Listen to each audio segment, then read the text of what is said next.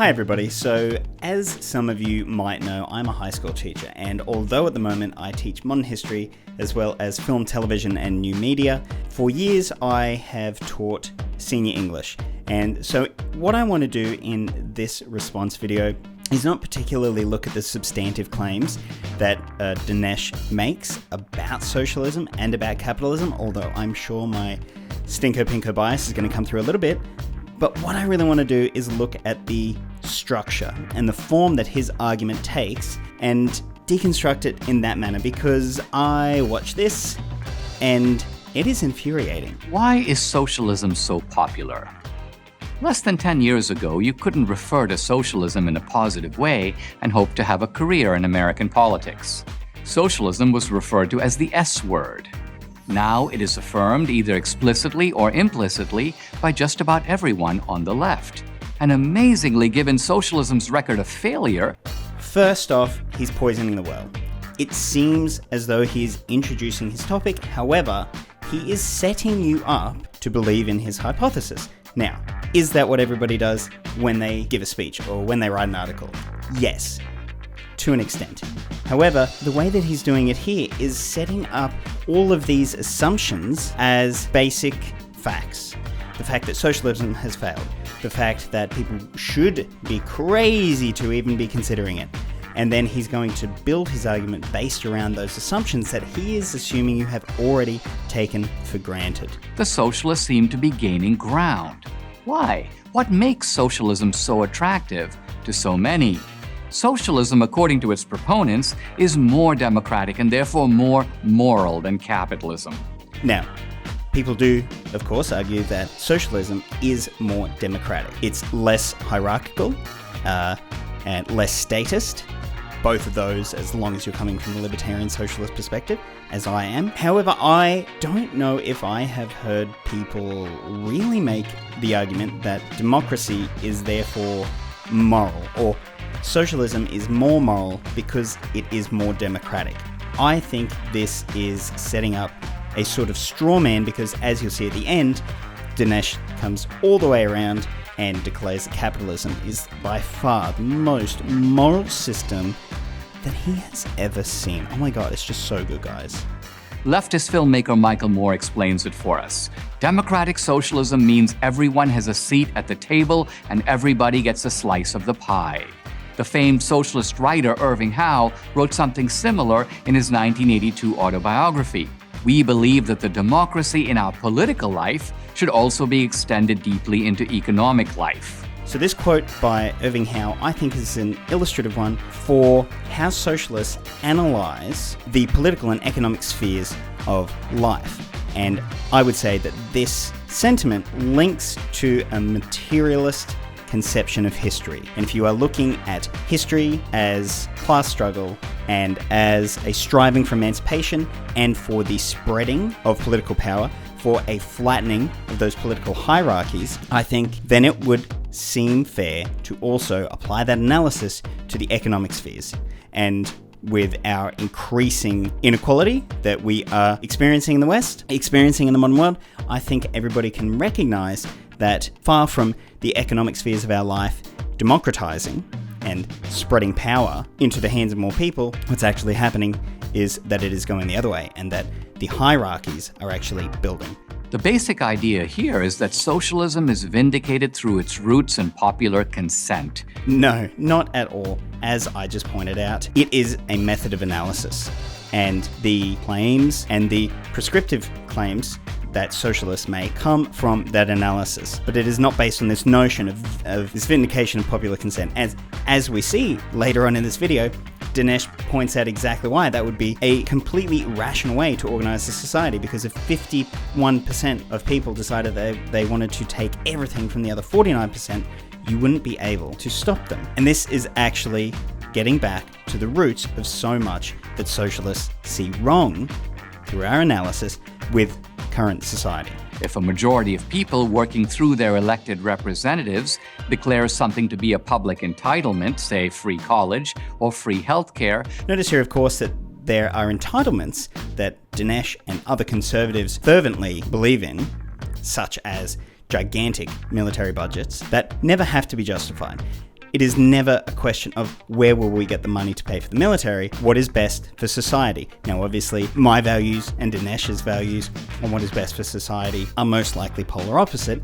However, I apply the same function to things, I would say healthcare, I would say education, that Dinesh does to the military. And they are justified in extracting resources from those who create wealth to pay for it. Now, there again, in constructing his argument, he has made this throwaway line about those that generate wealth and has asserted that as a given. We all know, of course, that there are people that make wealth and that there are people that just lay around and want to extract that wealth. And by golly, if only they could work harder. And why haven't they updated their resume? And why can't they start a company? Oh my God, stop asking for bread. As Nathan Robinson argues in his book, Why You Should Be a Socialist, the moral imperative is to place the economy under the control of the people. Sounds good, at least superficially, until you dig a bit below the surface. First, what direct control do the people really have over any government institution? Now, he's setting this question up. Now, this is obviously an interesting question to ask. In a system where there are government institutions, there should be a discussion about what kind of control the people who are affected by those institutions have over the direction of those institutions. However, you can see the way that he's setting this up here because he says specifically what direct control do the people really have. What control do the British people have over the National Health Service? What control do Americans have over the Department of Motor Vehicles or the U.S. Post Office? The answer, of course, is none. Given its practical impossibility, genuine popular control over government institutions is a mirage. Now, this just seems astounding to me, not just because of this wild assertion that he makes about government institutions being completely derelict of control from the populace, but he seems to be implying that not only is it impossible for people to have any control over their government institutions, but that we shouldn't expect it. Second, what if 51% of Americans vote to confiscate the resources of a single person, say Bill Gates? Does that make it right? And now we see how he constructed that argument at the beginning, so that he would have a little straw man to knock over and go, well, you silly sausages.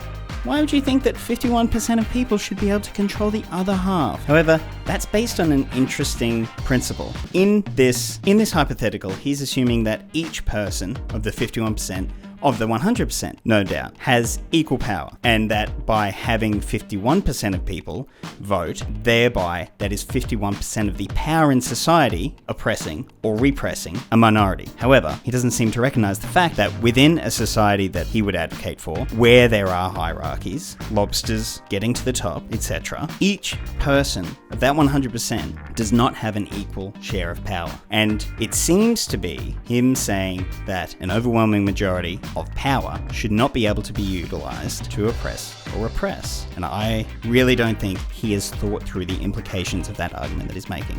Under an authoritarian socialist government, a single dictator seizes the fruits of your labor. Everyone is against that. Under democratic socialism, a majority does. The end result is the same. You've been robbed. Just the most bizarrely constructed arguments. If you were to break this up into some sort of flow chart, some sort of lovely set of graphics where you try to build towards each of the points that Dinesh is trying to make within this, it would demonstrate how tenuous these links are that he is making. The fundamental problem with democratic socialism, however, is its assumption that in a free market system, the economy is not under the control of the people. Going back to earlier, where I said that socialism and materialism and Marxism, really, are all methods of analysis, both of history and of the economy, what Dinesh asserts are assumptions within the socialist worldview actually comes from analysis. And it's through that analysis and then through discovery of certain criteria that socialists are able to evaluate current and potential systems of political and economic organization and arrive at conclusions. No assumptions needed, unlike Dinesh's arguments. This is exactly the opposite of how things work. Let me explain. Each of us are not only citizens, we are also consumers. These are overlapping categories. Every citizen is a consumer, and every consumer is also a citizen. So with this graphic, we can actually see that he is identifying that there are political spheres and economic spheres within all of our lives. And I think that's ontologically sound. And I also think that we can utilize this to build off within discussions and within our analysis and within explaining our analysis to others. The consumer, like the citizen, is a voter. As citizens, we vote once every 2 or 4 years. As consumers, we vote many times a day. So, I hope it has jumped out at you how what he has just pointed out contradicts what he was saying earlier about the absolute impossibility due to the impracticality of citizens having any level of direct control over government institutions. He is about to identify how a system can be organized in such a way that it can utilize many different forms of feedback to gauge the wills of the populace. But he is only going to assume that that can work for capitalism in the economic sphere. Forget about the political sphere. That's crazy. Forget about it. The citizen votes with a ballot, which costs him nothing except the inconvenience of going to the polls. The consumer votes with his money, which costs him a lot, all the time and effort he put in to earn that money. Especially if your boss steals most of it. Only a fraction of citizens are eligible to vote at the ballot box, but every consumer votes in the marketplace, even felons, even children. Illegal aliens cannot vote for political candidates, but they too vote with their money.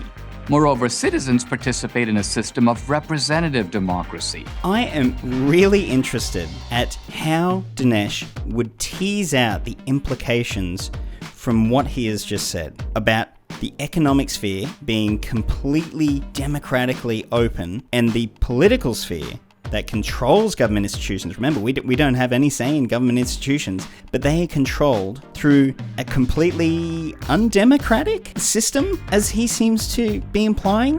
What is his argument? And what does he actually believe is the moral form of political organization? Their views are filtered through the politicians who represent them.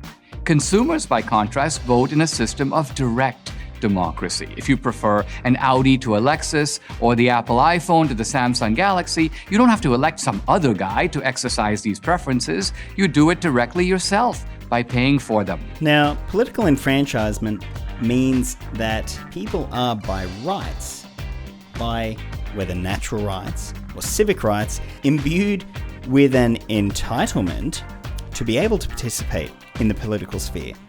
I am wondering whether Dinesh would also advocate for an economic enfranchisement, where everybody was ensured their entitlement to participate in this wonderful, absolutely wonderful and flawless and very moral and very lovely and very attractive economic system. Because if you're going to argue that it is the most moral and democratic way of organizing, then surely people need to be enabled to participate in that. Here we see the secret of how those billionaires like Jeff Bezos got so rich.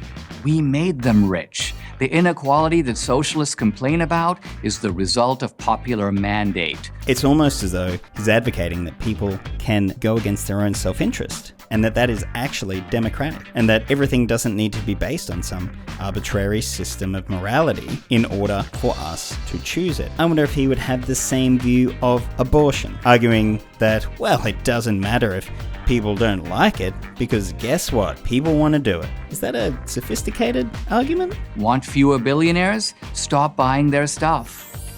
Free markets work not through greed or exploitation, but by satisfying our wants. And the most successful entrepreneurs are those who anticipate our wants even before we have them. I do also like the manner in which he is completely glossing over the power that the political sphere leverages in the economic organization of our nations and of our globalized marketplace. This is some ANCAP 101, why everything is going to be utopia if the government just goes away and we can all trade bottle caps for anything we want, and we can all have our own private militias. And it's feudalism. It's basically feudalism. It's feudalism.